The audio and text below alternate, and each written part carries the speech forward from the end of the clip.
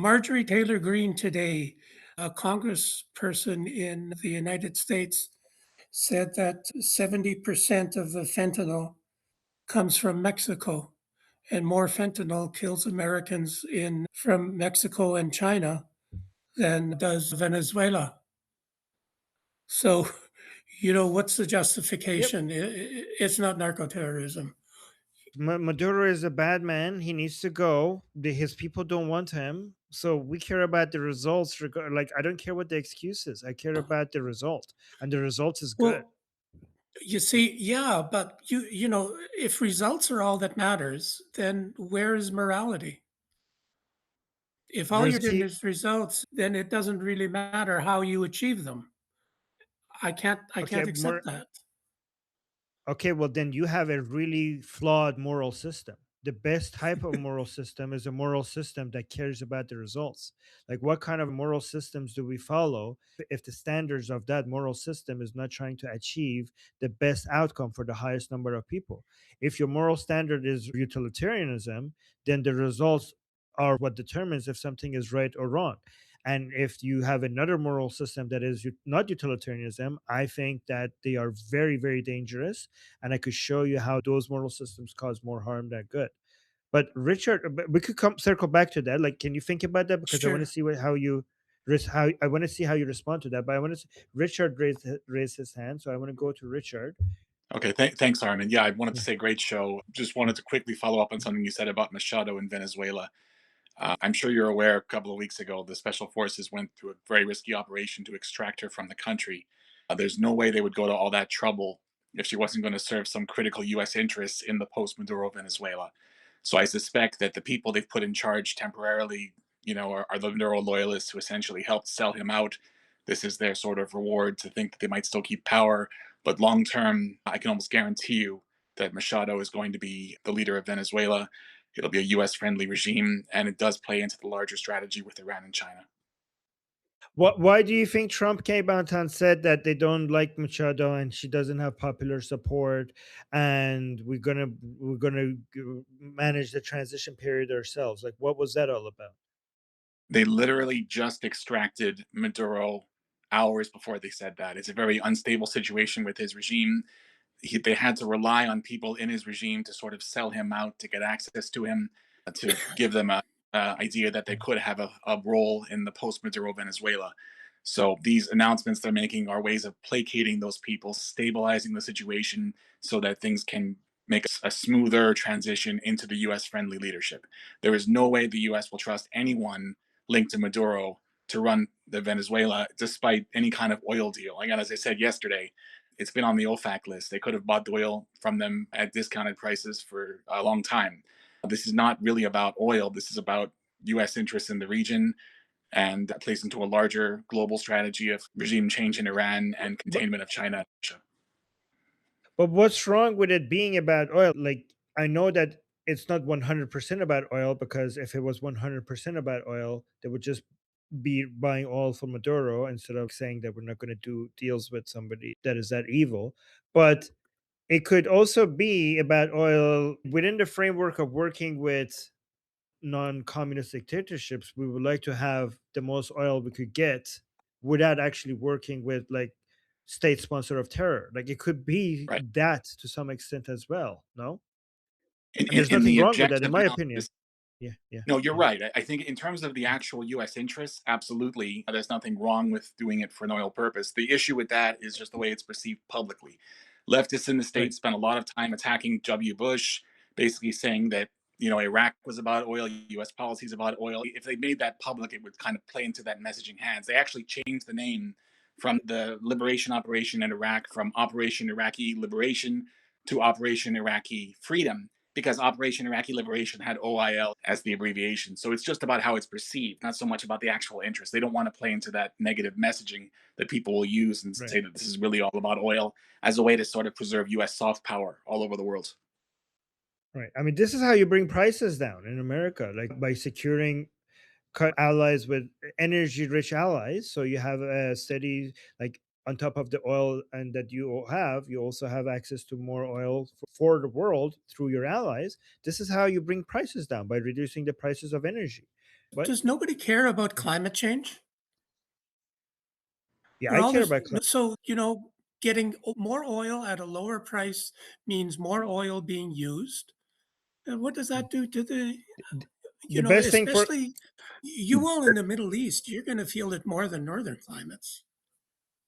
yeah, so the best thing But for actually, climate. but Okay, go. actually, what we're doing right now when we're trying to move to green energy is waste more oil on inefficient energy production methods. So actually, we're going to need oil for a while now, and that's just a fact that we're all going to have to come to terms with. I think the best thing you could do for climate is to have higher economic prosperity, because if you see, the richest countries are the countries who are going to come up with solutions for alternative sources of energy faster. So if you stop using oil and gas to save the climate, you're actually hurting the climate because you're damaging your economy. And if you damage your economy, you're going to slow down getting to the phase where you could come up with solutions to alternative sources of energy. Oh, Mm. when you talk, Armin, about the means, it doesn't really matter how you achieve it as long as you get the results.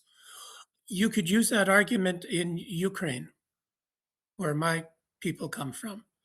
The ends of reducing Ukraine from an emerging democracy into a vassal state, the means justify the ends. China, under those terms, could take over Taiwan if the means justify the ends. I mean, the rule of law doesn't has to count for something. Okay, so I have a very good response to that. Okay, so the means justify the ends comes from Machiavelli. And the problem with the statement from means justify the ends is that the ends that Machiavelli was after was power, not well-being. If somebody actually genuinely, if you're talking about the end being well-being, then yes, the means justify the ends. The examples that you gave were more Machiavellian, they were not utilitarian. So like, Andrew, do you understand what I'm saying? Like, if the end is power, then no, the means don't justify the end. And those were your examples, because those were for the sake getting power, for the sake of getting power. But if the end is increasing well-being for the highest number of people, then yes, the means justify the end, because what could be better than making more people's lives better off? Why would I go with why would I what sort of principle would make me abandon improving people's lives? Anything that actually gets us to highest number of people living better lives is can be justified.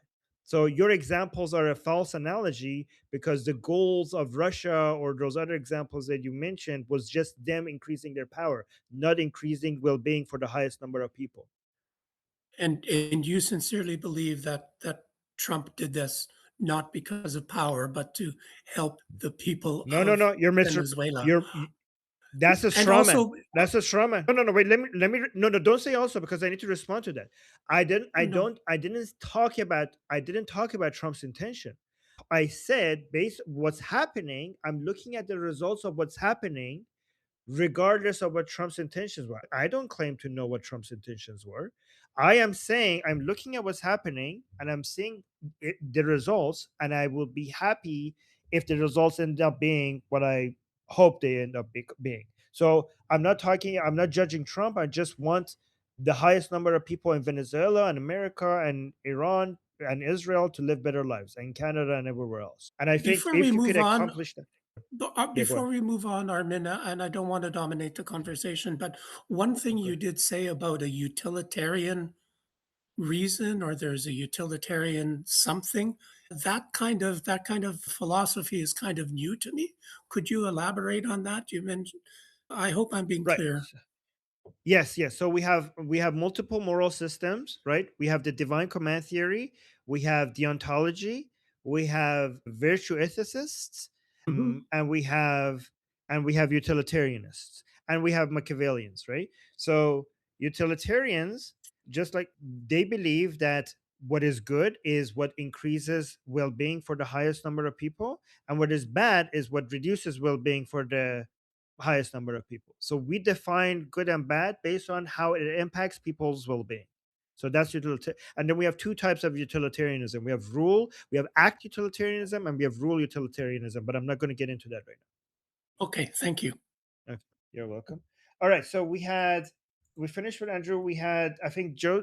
No, I think we had Uncle Coping. Yes, go ahead. Yeah, thank you.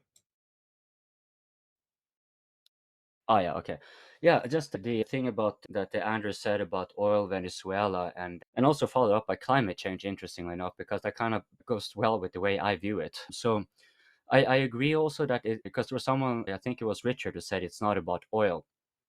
And I think actually two things can be true at once. I think actually both are in a sense correct. What Andrew is saying about it being about oil, it's true, but not in the sense that we have usually viewed it, where the United States is trying to get the oil for its own sake or to get its market dominance or anything like that. This was much more important for the United States when it became more reliant on oil from abroad. But now the United States is one of the biggest oil and gas producers in the world. They're pretty self-reliant and indeed exporters. They are exporting to Europe, right? So the point of getting, for example, Venezuela and other, like also Iran, out of the oil supply chain is not for the American sake, but to negate China. Because that's one of the weak links that China has, because they have a very strong manufacturing capacity that they are dependent on. Just like the United States is dependent on, in a sense, that the US reserve the dollar as a reserve currency so it can export inflation. The Chinese are reliant on a global market to export their excess industry. And so these are actually very well tied together. For the United States, it's not going to be about torpedoing the Chinese so that their industrial base is removed. It's more that to leverage the Chinese to comply to American trading rules, because the Chinese have been leveraging with a heavy degree of subsidization, right? So that's really where now, well, the Americans have gotten sick and tired of the Chinese kind of playing into the financial system that the Americans set the rule of, using their industrial dominance, in part enabled by the United States. So now the United States are like, okay, we're cutting you off from our own sources, and we're also going to be taking out your allies, right? And this is going to be playing into our hands with our old deprived allies, like the Europeans, for example.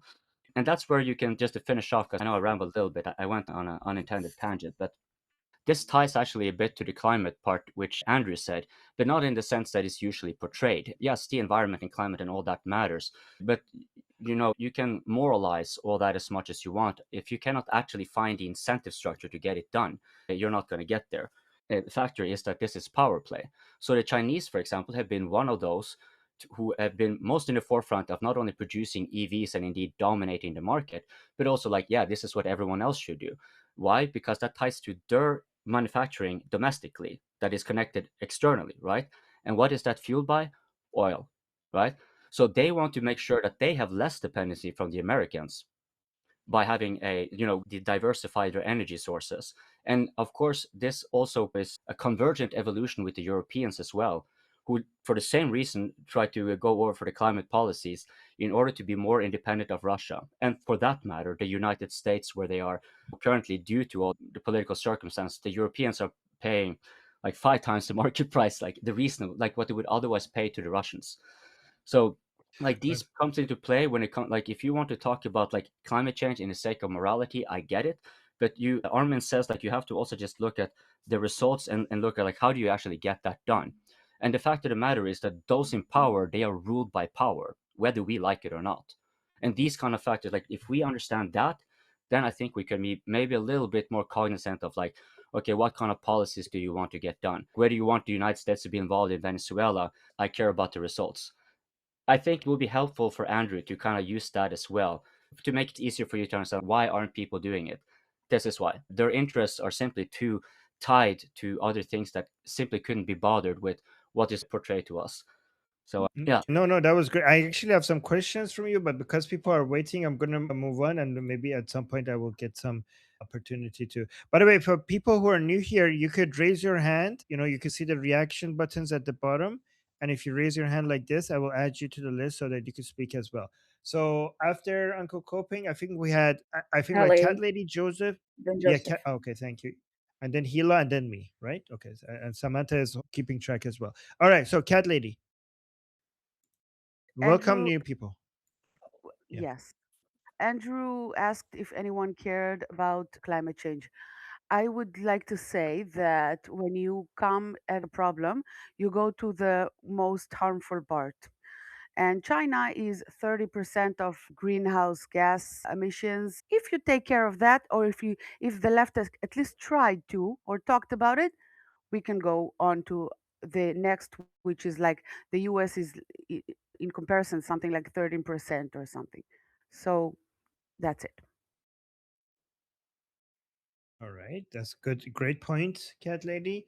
By the way, I also want us to. I know Andrew usually has different opinions than most of the people in the room, but we want to make sure that we have a diversity of opinion here. So please don't scare Andrew away. We need him here so that we actually have somebody to talk to about our disagreements. Okay, so thank you for that. All right, so Joseph, you're next. Yeah, I'm going to go back to why the U.S. is taking down Venezuelan oil tankers. And it has more to do with keeping that oil from going to Russia. A lot of the ships that are coming from either they're going out to other ships transferring it. So you want to talk about a potential eco disaster in the making, you have that. The other part of this is that Russia is under heavy duty sanctions around the world. The only countries ignoring those sanctions is China, Iran, and obviously Venezuela.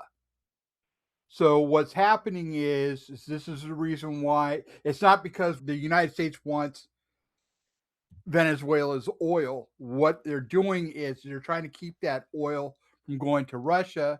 So because Russia is heavily dependent upon it. And it's part of the reason for the war in Ukraine was Putin wanted the ports in the Black Sea that Ukraine holds, because he's trying to be the sole marketer and sole distributor of oil in Eastern Europe. Going back to the thing with Venezuela, because what's happening is Venezuela sends a ship out. They transfer it to, say, a Chinese tanker or one of these shadow fleet tankers. It goes to China. China takes that oil and gives it to the Russians. And it's more of a strategic move than, oh, we need their oil. No, the United States doesn't need their oil. Off the coast of California, I live in Louisiana, so I'm right off of the Gulf of America. We've got several billion barrels of oil available to the United States. It's just a matter of drilling for it, pulling it up. It's part of the economic warfare that the West has been waging against Russia since the invasion of Ukraine. That's what I had to say on that. Okay, thank you, Joseph. And based on Samantha's list, I see Hila is next. Hi, first of all, a happy 7th day of the war. Oh my God, it's amazing. Thank you. Oh, that's very sweet. Thank you. Oh, guys, nobody celebrates the victory of Iranian people after the Iranian people themselves more than Israelis, and we love that. Thank you so much. I'm so happy. Okay. First of all, I want to say about Trump method is not anything that we know from like history lessons about like all this other stuff that we learn. It's called win, win, win. Okay? Everybody must win. So this method, this road to continue. Okay? Okay. America number one problem, drugs. Zombies in the streets. It's a war zone. It's worse than a war. As a woman that lives in war, they have it worse, much worse. I mean, this is insane. So at this time, at least now, it's like what you see, it's really what it is. He wants to stop the drugs. I'm not saying it's not important, but this is above the oil is change about this. It's small money. It's really small money. And he wants to stop the drugs and win It's a rehearsal, like the general rehearsal before Iran. So everybody was like trying out the capture stuff. It was intimidation, but also it was a rehearsal for the forces. I think it's all moving in the same direction. It's another signal for to know that they have nowhere to run. They knew it, but now they really know it. It's just bringing up the flames as well. And about pollution, if you want to talk ecology, I will love it. The first thing that is the most polluted thing in the world, you can calculate it and count pollution. It's very hard. There is a few methods, okay? So a lot of people can be right in the same time. For me, as a scientist, the most polluted thing is the drug manufacturer. Drugs in the illegal part and also drugs that are illegals, okay? Because they take 100% of material, but the product is only 15% to 10%, sometimes 8%. The rest is garbage. So we can count a lot of stuff, but I think this is a big thing. And also for the environment, the drug cartel ruined the environment more than anyone. They don't track any regulation at all.